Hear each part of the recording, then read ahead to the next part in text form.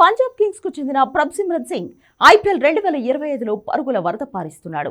పెద్దగా అంచనా లేకుండా బరిలోకి దిగిన ఈ ప్లేయర్ పంజాబ్ విజయాల్లో కీలక పాత్ర పోషిస్తున్నాడు. ఆదివారం లక్నో సూపర్ జెయింట్స్ తో జరిగిన మ్యాచ్లో 48 బంతుల్లో 91 రన్స్ స్కోర్ చేశాడు. ఈ మ్యాచ్లో పంజాబ్ కింగ్స్ 37 పరుగుల తేడాతో లక్నో సూపర్ జెయింట్స్ ను ఓడించింది. దీంతో ఈ మ్యాచ్లో ప్లేయర్ ఆఫ్ ది మ్యాచ్ గా ప్రభ్సిమ్రన్ సింగ్ ఎంపికయ్యాడు. తన ఇన్నింగ్స్ తో ప్రభ్సిమ్రన్ సింగ్ పంజాబ్ కింగ్స్ తరపున ఓ అరుదైన రికార్డు సాధించాడు. ఆ జట్టు తరపున వరుసగా 3 50లు సాధించిన ఈ player Chris Gayle, KL Rahul సరసన చేరాడు.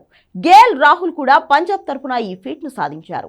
దీంతో ఆ జట్టు తరపున వరుసగా 3 హాఫ్ సెంచరీలు చేసిన మూడో ప్లేయర్ గా ప్రభ్సిమ్రన్ సింగ్ నిలిచాడు. ఒక సీజన్లో పంజాబ్ తరపున అత్యధిక హాఫ్ సెంచరీలు చేసిన జాబితాలో క్రిస్ గేల్ 2018లో 3 50లు కొట్టాడు. అదే ఏడాది కేఎల్ రాహుల్ కూడా 3 హాఫ్ సెంచరీలు చేయడమే కాదు 2019, 2020లో కూడా ఈ ఘనతను అందుకున్నాడు. తాజాగా 3 50లతో ప్రభ్సిమ్రన్ సింగ్ కూడా వీరి సరసన చేరాడు. కాగా ఐపీఎల్ 2025 మెగా వేలానికి ముందు పంజాబ్ కింగ్స్ జట్టు 4 కోట్ల రూపాయలకు ప్రభ్సిమ్రన్ సింగ్ ను రీటైన్ చేసుకుంది. గత కొన్ని సీజన్లుగా రాణిస్తున్న అతనిపై నమ్మకం వచ్చింది. మేనేజ్మెంట్ నమ్మకాన్ని నిలబెడుతూ అతను కూడా రాణిస్తున్నాడు.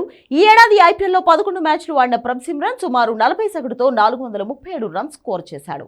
ఆరెంజ్ క్యాప్ రేస్ లో ప్రస్తుతం 7వ స్థానంలో కొనసాగుతున్న ప్రభ్సిమ్రన్ ఈ సీజన్లో 4 హాఫ్ సెంచరీలు చేశాడు.